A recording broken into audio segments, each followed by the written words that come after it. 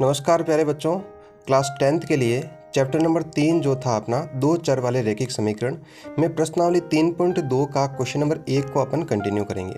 पिछले वाले वीडियो में अपन ने क्वेश्चन नंबर 1 का पहला पार्ट अपन ने कर लिया था। आज उसके दूसरे पार्ट का और अगले पार्ट की अपन चर्चा करेंगे। बच्चों, यदि आप इस YouTube के ऊपर इस चैनल के ऊपर आप नए हो तो चैनल को सब्सक्राइब ज़रूर करें और इसी तरह से आपका जो प्यार है वो बनाए रखें। और मैं आपको बता दूं कि आपका जो 10th क्लास का जो पहला चैप्टर है और जो दूसरा चैप्टर है, पहला चैप्टर आपका वास्तविक संख्या है और दूसरा जो बहुपद था उसकी प्लेलिस्ट मैंने बना दी है। तो आप प्लेलिस्ट में जाकर उसके सारे के सारे बिल्कुल क्वेश्चन वाइज आपके वहाँ पर वीडियो प्रोवाइड करवा दिए मैंने। तो वहाँ पर जाकर आप अपनी प्रश्नावली का एक बार रिवीजन कर सकते हो। ठीक है बच्चों, तो चलते हैं आज अपन क्वेश्चन नंबर 1 का सेकेंड पार्ट में।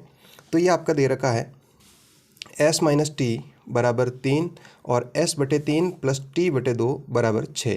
इसको अपन सबसे पहले समीकरण नंबर 1 दे देते हैं।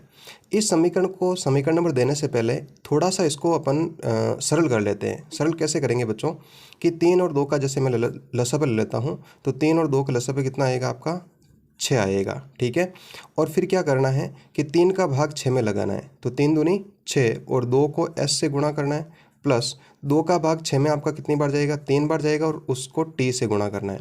बराबर आपका कितना हो गया 6 हो गया। ठीक है बच्चों, अब आपको क्या करना है गुणा करना है। 2 गुणा s 2s हो जाएगा प्लस 3 को t से किया तो 3t हो गया और 6 को 6 से किया तो कितना हो गया 36 हो गया। अपन ने वज्र गुणा कर लिया, इसके नीचे कुछ नहीं तो अपन 1 से कर लिया, 1 को इस तरह से गुणा कर लिया। तो ये समीकरण नंबर आपका 2 हो गया। अब अपन को क्या करना है, समीकरण 1 से आपको किसी एक चर का मान निकालना है। तो यहाँ पर लिखेंगे समीकरण 1 से। तो समीकरण 1 क्या दे रखा था s माइनस टी बराबर 3। यहाँ से अपन क्या करते हैं बच्चों कि जैसे यहाँ पर s या t किसी का भी मान निकालो, लेकिन अपन आसान होगा कि ये जो t माइनस का उसको अपन उस तरफ भेज देते हैं। तो किसका हो जाएगा आपका प्लस का हो जाएगा। तो s बराबर क्या हो गया 3 प्लस t हो गया। अब आपको क्या करना है बच्चों कि इस s का मान ऐसे लिखेंगे अपन, s का मान समीकरण 2 में रखने पर, तो रख देते हैं बिल्कुल। ठीक है, तो समीकरण 2 आपका ये है 2s प्लस 3t बराबर 26। आपको क्या करना है, देखो 2 और s के बीच में जो संक्रिया है वो गुणा की है और s के स्थान पर अपन क्या लिख देंगे 3 प्लस t लिख देंगे प्लस 3t बराबर 26 हो जाएगा। अब आपको क्या करना 2 से मल्टीप्लाई करना है। ठीक है बच्चों, तो गुणा कर लेते हैं बिल्कुल। 2 को 3 से गुणा करेंगे तो कितना हो जाएगा आपका 6 हो जाएगा। 2 को t से गुणा किया तो 2t हो गया प्लस 3t बराबर आपका 26। अब अपन क्या करेंगे इस 6 का पक्षांतरण कर देते हैं तो 26 माइनस 6 हो जाएगा। 2t और 3t जो है वो आपके हो जाएंगे 5t हो जाएंगे। तो 5t बराबर आपका 20 हो जाएगा।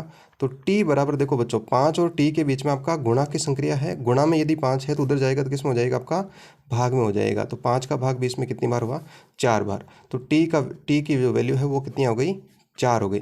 अब बच्चों आपको क्या करना है कि t का मान जो है वो समीकरण 1 या समीकरण 2 जिसमें आपको अच्छा लगे उसमें रख सकते हो। ठीक है, तो रख देते हैं अपन। जैसे मान लो यहाँ पर लिख देता हूँ मैं कि t का मान समीकरण किस में रखें आप बताओ, 1 में रख देते हैं। समीकरण 1 में रखने पर तो समीकरण 1 क्या आपका s माइनस टी बराबर 3।